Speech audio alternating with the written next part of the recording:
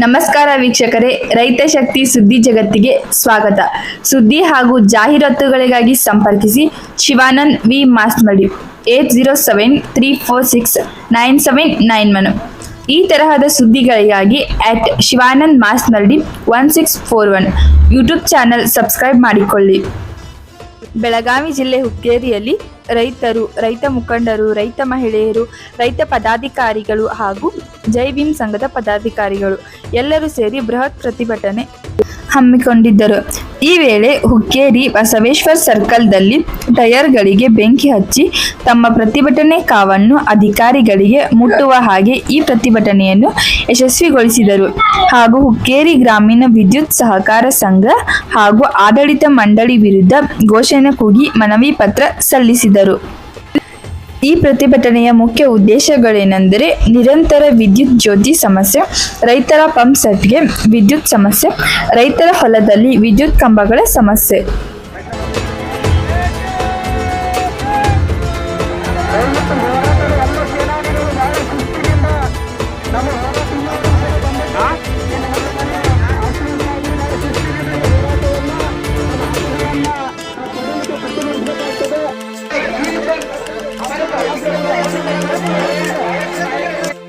ಎಲ್ಲ ರೈತ ಮುಖಂಡರು ಹಾಗೂ ಎಲ್ಲ ಪದಾಧಿಕಾರಿಗಳು ಕಚೇರಿಯ ಆವರಣದಲ್ಲಿ ಪ್ರತಿಭಟನೆ ಘೋಷಣೆಗಳನ್ನು ಕೂಗಿ ಮುಖಂಡರಾದಂಥ ಜಿಯಾವುಲ್ಲಾ ವಂಟಮೂರಿ ಅವರು ರೈತರ ಬಗ್ಗೆ ಉದ್ದೇಶಿಸಿ ಹಾಗೂ ಅವರ ಸಮಸ್ಯೆಗಳ ಬಗ್ಗೆ ಉದ್ದೇಶಿಸಿ ಮಾತನಾಡಿದರು. ಇವತ್ತು ಕರ್ನಾಟಕ ರಾಜ್ಯ ರೈತ ಸಂಘ ಹಾಗೂ ಭಾರತೀಯ ಕೃಷಿಕ ಸಮಾಜ ಸಂಘಟನೆ ವತಿಯಿಂದ ಇವತ್ತು ಈ ಹೋರಾಟ ಹಮ್ಮಿಕೊಂಡಿದ್ದೇವೆ.